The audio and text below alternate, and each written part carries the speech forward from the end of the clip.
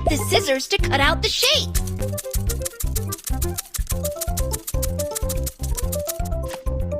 Let's sew it together.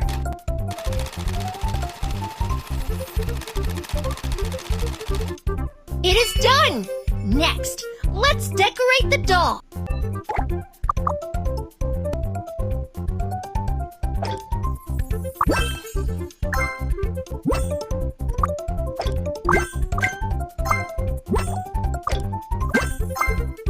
Finally, let's pack the doll.